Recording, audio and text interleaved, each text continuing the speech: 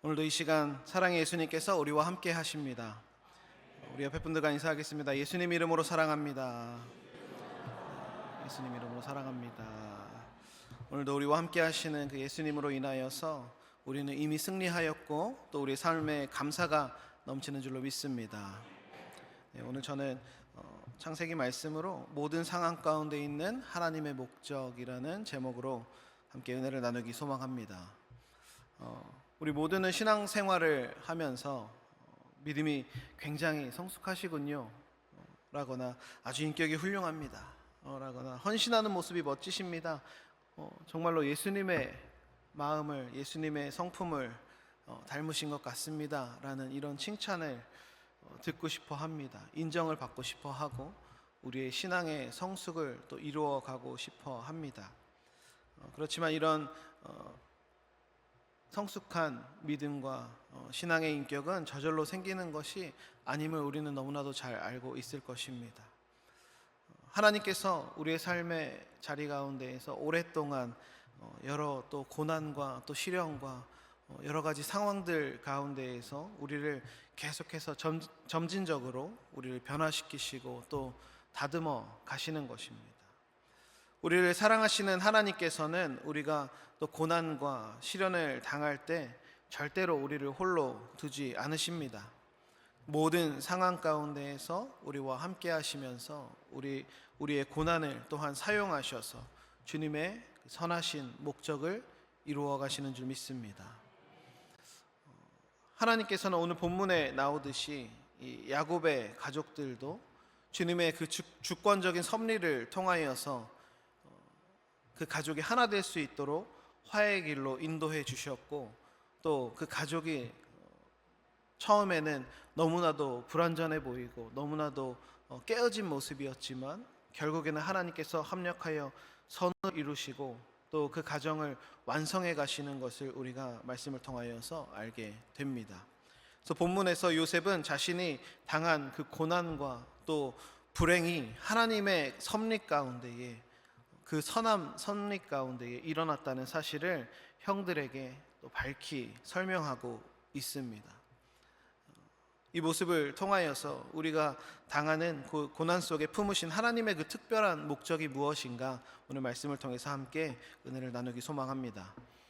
첫 번째로는 하나님께서 고난 속에 두신 그 목적은 하나님의 살아계심을 드러내는 데 있음을 우리는 알아야 합니다. 오늘 본문에서는 요셉이 형들에게 자신의 정체를 밝히는 장면이 나오죠. 그는 주위에 있는 모든 사람들을 물러가게 한 뒤에 형제들에게 자신이 누군지 밝힙니다. 그래서 요셉의 형들은 죽은 줄만 알았던 이 요셉이 자신들의 눈앞에 그것도 그냥 살아있는 것이 아니라 애굽의 총리가 되어서 자신들의 앞에 서 있는 이 사실에 경악했을 것입니다. 그들은 당연히 자신들이 요셉의 손에 모두가 다 죽임을 당할 것이다 라고 생각했을 것이기 때문입니다. 그런데 이때 요셉도 형들이 자신을 당연히 두려워하고 있다는 그 사실도 그는 충분히 이해하고 있었기 때문에 그 형들이 불안함에 떨고 있는 그 모습을 보면서 오히려 이 요셉은 형들을 안심시켜 줍니다. 그는 형들의 그 행동을 통하여서 자신이 애굽에 오게 된 것이 전적으로 하나님의 그 섭리 가운데 이루어진 일이다 라고 고백합니다. 이 요셉은 형들에게 인생의 모든 상황 속에서 개입하셔서 통치하시고 또 역사해 주시는 그 하나님을, 살아계신 하나님을 전한 것입니다. 여러분, 모든 사람들은 자신의 인생을 바라보는 각자의 안목이 있습니다. 내 인생은 이러이러한 삶을 살았다, 자신 스스로의 그 안목을 가지고 정의하고 살아갑니다. 근데 어떤 사람은 세상에 믿을 것이 자신밖에 없다, 나밖에 믿을 것은 없다, 다른 누구도 믿을 사람 아무도 없다 라고 이야기하면서 살아가는 사람이 있고, 또 어떤 사람은 힘있고 권력 있는 사람들, 권세 있는 사람들과 친분을 쌓고 그들과 친밀하게 지내는 것이야말로 내 인생이 성공하는 비결이다 라고 굳게 믿고 살아가는 경우도 있습니다. 그렇다면 우리 하나님을 믿고 따르는 주님의 자녀들은 어떠한 안목이 필요하겠습니까? 그것은 바로 요셉과 같이 우리 인생의 주인은 하나님이시기에 우리의 모든 삶은 하나님의 그 섭리 가운데 있다라는 그 믿음의 안목이 필요한 것입니다. 하이델베르크 요리문답이라는 것이 있습니다. 이곳에 보면 하나님의 섭리를 이렇게 설명해 줍니다. 하나님의 섭리란 하나님께서 마치 손을 가지고 하시듯 무엇이든지 할 수 있으며 또 어느 곳에서나 미치는 하나님의 그 능력으로 하늘과 땅과 모든 피조물을 붙드시고 다스리신다라는 것을 뜻합니다. 그렇기 때문에 잎이나 풀 그리고 비와 가뭄, 결실이 있을 때와 없을 때, 먹을 것과 마실 것, 건강과 질병, 번영과 빈곤, 이 모든 것은 우연으로 인한 것이 아니라 하나님 아버지의 손길로 인해 우리에게 나타나는 것이다 라고 우리에게 말합니다. 이 하나님은 요셉의 인생을 애굽으로 인도해 주셔서 그가 당하는 모든 시련을 통하여서 살아계신 하나님을 많은 자들에게 드러내 주셨고, 하나님의 손길이 항상 요셉과 함께하고 있음을 나타내셨습니다.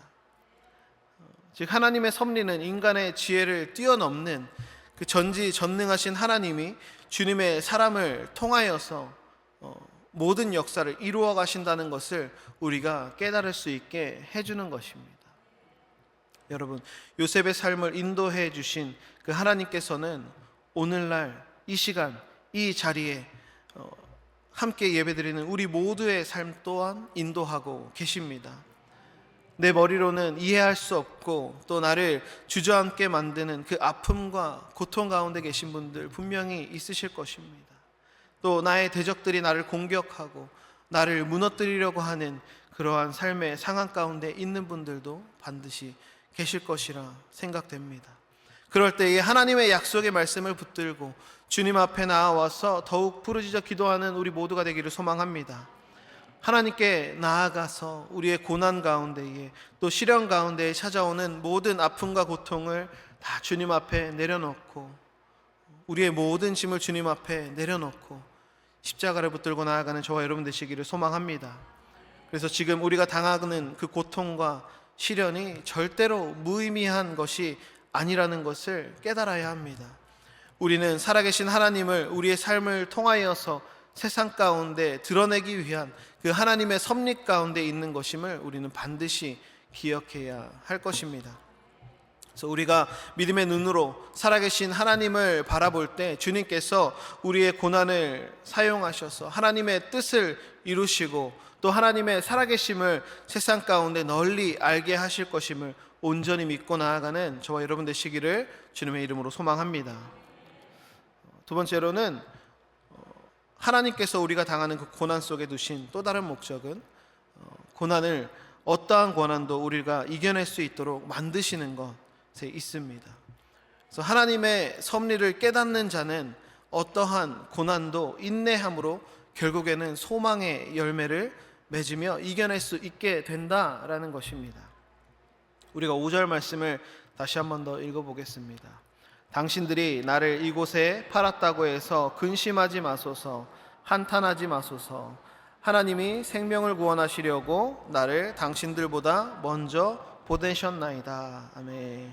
또 8절 상반절 말씀을 보면 이렇게 말씀합니다. 그런즉 나를 이리로 보낸 이는 당신들이 아니요 하나님이시라. 요셉은 자신이 형들에 의해 노예로 팔려갔고 또 결국에는 애굽에 와서 온갖 시련과 고통과 순환을 당하였고 심지어는 감옥에 갇히게 되어서 사람이 겪을 수 있는 가장 밑바닥을 경험하였습니다. 그렇게 수많은 시간을 보낸 뒤에 결국에는 애굽의 총리가 되어서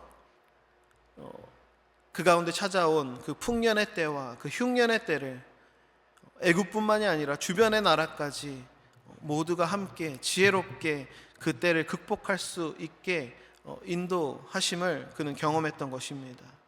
이 모든 일이 하나님께서 요셉을 통하여서 가족의 생명을 구원하여서 결국에는 하나님의 그 원대한 구원의 역사의 뜻을 이루기 위한 하나님의 섭리 가운데 있던 그 결과였음을 이 요셉은 깨달았던 것입니다. 이것은 요셉이 수많은 고난 중에도 절망하지 아니하고 오직 주님만을 바라보고 인내로 그 고난을 극복할 수 있도록 하였던 중요한 이유가 됩니다.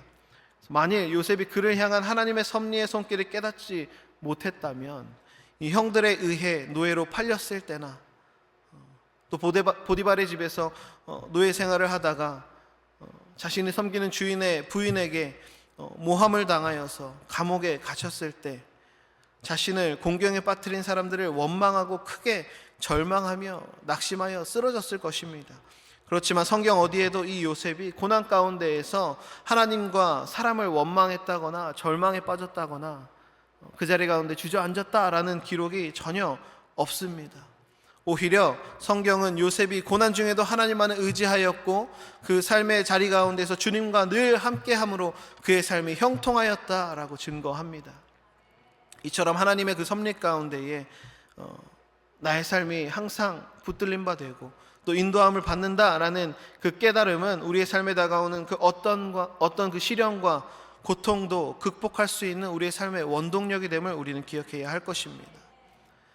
사실 우리가 고난에 처할 때에 괴로워하는 이유는 그 고난 자체가 가져다주는 그 힘듦과 어려움과 고통 때문에 있기도 하지만 그 고난의 원인이 무엇인지 모르기 때문에 우리가 더 고통스러워하는 것 같습니다. 도대체 내가 왜 이 상황 가운데 처해 있는 것인가? 왜 이런 일들이 내 삶에 벌어지고 있는 것인가? 이 이유를 모르기 때문에 더 고통스럽고 마음이 병들어가고 낙심하는 삶에 빠지게 되는 경우가 많은 것 같습니다. 제가 아이를 낳은 것이 아니라서 제가 잘 모르겠지만 아이를 낳을 때 그 고통이 얼마나 큰지 저는 헤아릴 수가 없지만 여인이 출산을 할 때에 해산의 그 고통이 얼마나 큰지 그 어마어마하게 큰 고통을 경험하죠. 그럼에도 그 고통을 참을 수 있는 이유가 무엇입니까? 우리 권사님들, 우리 성도님들, 우리 아이를 출산하신 우리 성도님들, 그 고통을 참을 수 있던 이유가 무엇입니까? 그 고통 뒤에 찾아올 주님께서 우리에게 주신 그 생명의 은혜가 있기 때문에, 그것을 바라보고 있기 때문에 그 고통을 참을 수 있는 것 아니겠습니까? 내가 왜 아픈 것인지 그 이유를 분명하게 알고 있고, 그리고 이 고통 뒤에 찾아올 그 축복과 행복과 기쁨이 우리에게 너무나도 크게 다가올 것임을 알고 있기 때문에 그 어마어마한 고통도 참아낼 수 있는 것임을 우리는 알고 있을 것입니다. 이 마찬가지로 하나님의 섭리를 깨달은 자는 자신이 처해 있는 모든 상황 가운데에 그 원인과 그 결과를 알기에 그 어떠한 고난도 능히 견뎌낼 수 있다라는 것입니다. 여러분, 우리 지금 삶 가운데에 어려움과 아픔이 있습니까? 또 고난의 때를 지나고 시련의 때를 지나고 있습니까? 우리가 그 원인을 알지 못하면 너무나도 고통스럽고 이 시간이 제발 그냥 끝나기만을 소원하는 그 마음밖에는 없을 것입니다. 하지만 우리가 주님께서 우리의 삶 가운데 일하고 계심을 깨닫고 또 주님의 섭리 가운데 우리가 있음을 우리가 알게 된다면 우리의 기도는 달라질 것입니다. 우리의 모든 삶의 문제와 아픔과 고통을 다 주님 앞에 내려놓고 그 고난 가운데 담겨있는 하나님의 뜻과 그 섭리를 깨닫게 해달라고 기도하게 될 것입니다. 그래서 저와 여러분은 하나님, 제 생각과 마음으로 이해할 수 없는 이 상황 가운데 당하고 있는 이 아픔과 고통, 이 상황 가운데서 저에게 주시는 그 메시지가 무엇입니까? 이 일을 통해서 이루실 하나님의 목적은 무엇입니까? 또 주님이 그 목적을 나의 삶 가운데 깨닫게 하여 주시옵소서. 이를 통해서 내 믿음이 더욱더 단단해지게 해주시고 주님과 더욱더 깊은 교제를 나누며 그 주님의 섭리를 온전히 이루어갈 수 있는 믿음의 사람 되게 하여 주시옵소서. 기도하는 저와 여러분 되시기를 주님의 이름으로 축복합니다. 우리는 요셉과 같이 그 고난에 담겨있는 그 하나님의 뜻과 또한 섭리를 바라보며 살아가야 할 줄로 믿습니다. 그래야 할 때에 우리도 마찬가지로 고난 가운데서도 절망하지 아니하고 능히 그 고난을 극복하게 되고, 그로 말미암아서 모든 그 고난이 지나간 후에 우리에게 주어지는 그 축복과 영광을 받아 누리는 저와 여러분 되시기를 예수님 이름으로 축복합니다. 마지막으로 세 번째로는 하나님께서 고난 속에 두신 그 목적은 생명을 구원하는 역사를 이루시기 위함이다라는 것입니다. 이 요셉은 자기의 삶을 인도해 주신 그 하나님의 살아계심을 고백하면서 하나님의 특별한 그 목적을 언급합니다. 하나님이 자신을 애굽으로 인도하신 것은 우리에게 구원을 베푸시기 위한 섭리이다라고 고백합니다. 이는 모든 일이 요셉의 형들과 그 자손을 세상에 살아남게 하시려는 그 하나님의 계획 가운데 모든 일이 일어났다라는 고백입니다. 그러면서 앞으로 5해나 남은 흉년을 대비해서 아버지 야곱과 남은 모든 식소를 애굽으로 옮겨오도록 제안했습니다. 이 요셉은 삶의 고난을 지나서 자신을 애굽의 총리로 삼으신 그 하나님의 특별한 섭리를 깨달았고, 또 그것이 다른 사람의 생명을 구원하기 위한 것임을 확신했습니다. 우리도 그와 같이 우리의 삶 가운데 그 믿음의 확신을 갖고 나아가는 우리 모두가 되기를 또한 소망합니다. 저랑 같이 이제 신학교에 다녔던 그 후배 목사님 한 분이 계신데, 그 당시에 굉장히 힘든 일을 당하였습니다. 저희 후배 목사님의 동생이 불치병에 걸려서 병원에 입원하게 되었고, 계속해서 그 치료를 받는 상황 가운데 놓였습니다.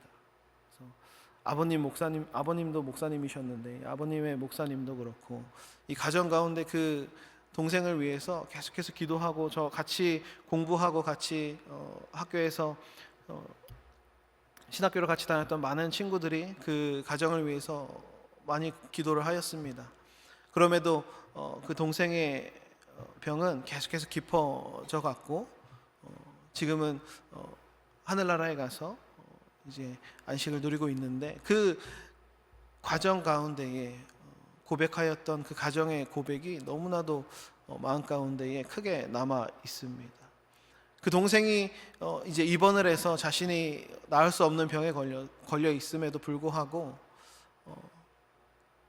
그 동생 자매가 그 상황 가운데서 자신에게 주어진 많은 영혼들에게 계속해서 하나님의 살아계심을 증거하는 모습을 보았습니다. 자기의 생명은 이제 얼마 남지 않았지만 자신이 만나는 모든 사람들에게 계속해서 하나님의 그 사랑을 전하였고, 계속해서 하나님의 살아계심을 전하는 그 모습을 보았습니다. 그리고 그 자매의 그 장례 예배에 참석하였을 때 그 아버님 목사님께서 고백하셨던 그 말씀이, 우리 아이를 통하여서 하나님께서 많은 영혼들을 이 병원에서, 그 병실에서 만나게 하셨고, 또 하나님의 그 복음을 전하기 위해서 우리 아이의 그 삶을 사용하셨음을 또 고백하면서 하나님의 살아계심을 찬양하는 그 모습을 보면서 마음 가운데 너무나도 슬픔이 같이 그 슬픔을 또 공유하였었지만, 너무나도 또 크신 그 하나님의 또 그 가정 가운데 베풀어 주신 그 위로와 하나님께서 그 가운데서 일하심을 모두가 다 바라보게 되었었습니다. 우리 삶에도 이렇게 이해가 되지 않는 수많은 고통이 찾아올 때가 있고, 또 너무나도 힘든 상황 가운데 있을 때가 또 있을 것입니다. 그럴 때에도 그 모든 순간순간마다 하나님께서 우리의 삶 가운데 품으신 그 목적이 있음을 깨달을 수 있는 믿음의 사람 되시기를 주님의 이름으로 축복합니다. 우리가 요셉과 같이 또 우리의 삶을 통하여서 하나님께 영광 올려드릴 수 있는 거룩한 삶의 발걸음으로 나아가는 우리 모두가 되기를 소망합니다. 우리의 삶에는 방금 말씀드렸던 것처럼 고난도 있습니다. 하지만 요셉과 같이 애굽의 총리가 되는 그 모습과 같이 우리의 삶에도 큰 놀라운 성취가 또한 있을 때가 성취를 이룰 때도 분명히 있을 것입니다. 하나님께서는 우리에게 이 모든 상황을 허락해 주신 이유가 있다 말씀을 드리는데, 그 이유는 주님을 믿는 성도를 통하여서 또 죄로 죽어가는 이 세상의 수많은 영혼들을 구원하시기 위함이다라는 것입니다. 그러므로 주님을 믿는 우리 모두는 하나님께서 영혼 구원의 도구로 삼으신 것임을 우리는 기억해야 합니다. 그래서 우리는 시련 속에서도 낙심할 필요가 없는 것이고, 또 우리의 삶 가운데 놀라운 성취가 있을 때에도 우리의 마음 가운데 교만해질 이유가 전혀 없다라는 것입니다. 우리의 삶이 고통 가운데 있을 때에는 그 가운데서 우리를 훈련하시고 또 이 고난을 하고 난 뒤에 하나님께서 베풀어 주실 그 은혜가 있는 것이고, 또한 우리가 놀라운 성취를 이루었을 때 또 우리에게 권력이 주어지고 부가 주어지고 우리가 풍요로운 가운데 있을 때에도 그 가운데 하나님께서 또한 품으신 목적이 있다라는 것입니다. 우리에게 부를 주시고 건강을 주시는 이유는 또한 마찬가지로 하나님께서 살아계심을 우리가 전파하고 또한 주님의 그 복음을 세상 가운데 널리 전하게 하기 위함임을 우리는 늘 기억해야 할 것입니다. 이 말씀과 같이 우리의 모든 상황 가운데에서 우리는 늘 주님의 뜻을 기억하고 모든 상황 가운데서 우리를 빚으시는 하나님만을 바라보고 우리의 삶을 들어서 주님의 도구로 사용하여 주심에 그저 우리는 감사하며 살아가야 할 것입니다. 그러므로 우리는 세상을 구원하시기 위해 독생자 예수님을 이 세상에 보내신 그 하나님의 사랑을 우리의 삶 가운데 품고 우리에게 주어진 그 이웃을 섬기며 살아가야 할 줄로 믿습니다. 하나님이 우리에게 주신 모든 것들을 기쁘게 나눔으로 나에게 보내주신 그 이웃이 영원한 생명을 얻도록 또 최선을 다하며 복음을 전하며 살아가는 저와 여러분 되시기를 예수님 이름으로 축원을 드립니다. 시간 우리 말씀을 생각하시면서 잠시 묵상으로 기도해 주시기를 바랍니다. 오늘 저희 교회에 처음 나오신 분들이 있을 것입니다. 또 예수님을 믿는다는 것은 우리의 삶의 의미가 달라지는 것입니다. 이전에 깨달을 수 없었던 우리의 삶에 일어나는 모든 일에 이유가 있고 또 그 모든 이유는 예수님을 영접한 후로는 주님께서 내 삶의 주인이 되어 주시고 내 모든 인생은 다 하나님의 섭리 가운데 있구나 하는 것이 깨달아지고 우리의 삶이 새로 태어나게 되는 것입니다. 하나님의 그 섭리를 온전히 이루고 살아가기 위해서 내 모든 삶을 주님께 맡기며 또 주 안에서 승리하는 삶을 살아가겠습니다 라고 결단하시는 분들은 믿음을 가지고 그 자리에서 일어나 주시기를 바랍니다. 예수님을 믿고 또 주 안에서 영원한 생명으로 평강을 누리며 살겠습니다 고백하는 분들은 이 자리에 계신 분들뿐만이 아니라 또 인터넷상에서와 TV상에서 예배드리시는 모든 분들 용기 내셔서 그 자리에서 믿음을 가지고 일어나시기를 소망합니다. 믿음으로 일어나신 분들은 제가 하는 기도를 따라해 주시기 바랍니다. 하나님 아버지, 저는 죄인입니다. 어디에서 와서 왜 살며 어디로 가는지 알지 못하고 방황하며 살았습니다. 저의 죄를 위하여 십자가에서 죽으시고 부활하신 예수님을 제 구주로 모셔드립니다. 저는 하나님의 자녀가 되었습니다. 지금부터 영원토록 주님과 함께 살겠습니다. 예수님 이름으로 기도합니다. 아멘.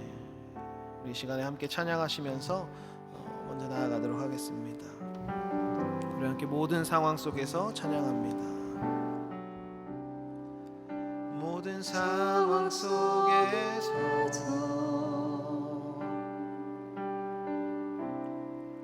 주를 찬양할지라.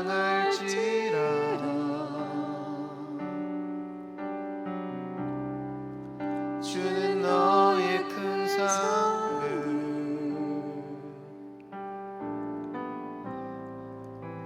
큰 도움이시라.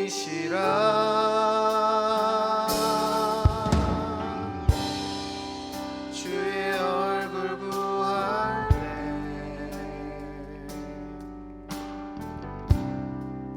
주의 영을 부으사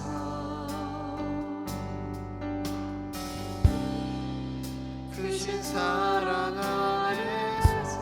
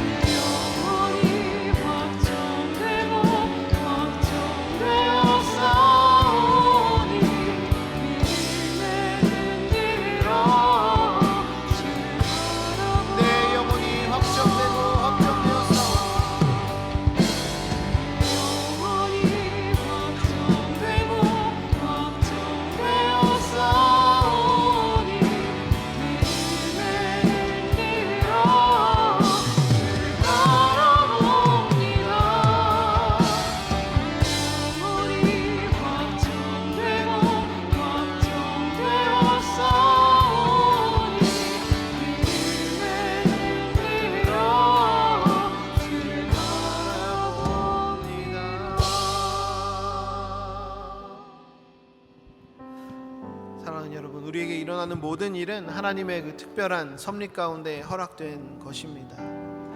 하나님은 우리가 하나님의 살아계심을 삶 가운데 드러내고 살아가기를 바라십니다.